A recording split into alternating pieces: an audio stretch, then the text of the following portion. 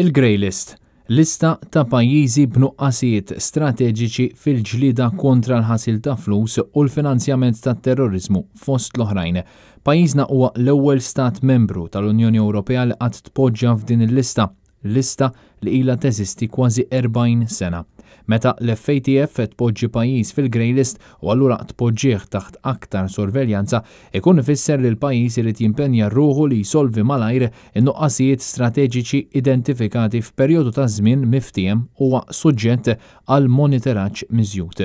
Malta issa tpoġġiet f'din il-lista flimkien mal-Albanija, il-Barbados, il-Botswana, Burkina Faso, Kambodja, Cayman Islands, Ghana, Jamaica, Mauritius, il-Marokk, Myanmar, Nicaragua, Pakistan, Panama, Senegal, Sirja, l-Uganda, il-Yemen u Zimbabwe.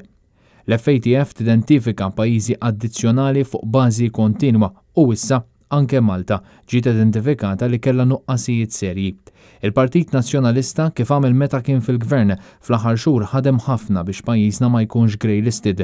Fil-fatt, il-kap tal-Partit Nazzjonalista Bernard Grech saħansitra bagħat ittra biex juri impenn sħiħ lejn il-ħidma li hemm bżonn issir biex pajjiżna ma jkunx grey listed. Dwar din l-ittra tkellem l-avukat Edward De Bono waqt il-programm Newsroom.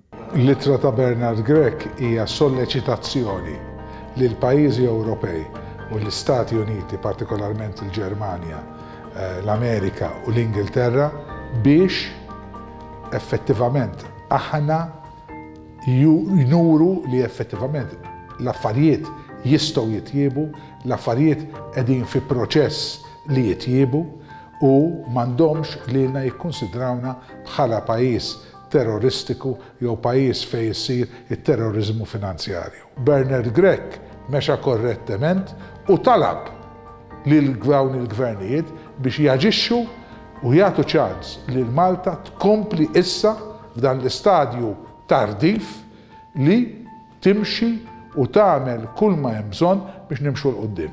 Edward De Bono spjega wkoll x'wassal biex pajjiżna spiċċa grey listed mill-FATF.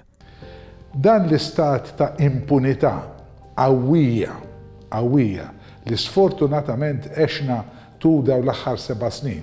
Huwa biss reċentement li bdejna naraw ftit passi ta' azzjoni meħuda kontra nies bħal Keith Schembri, nies bħal Brian Tonna li kienu artefiċi biex jibnu daw l-istrutturi għan-nies biex ma jħallsux it-taxxi li kellhom iħallsu, waslu f'dan l-istat meskin li ġabu l-pajjiż fih. Kien Kutajjar, Net News.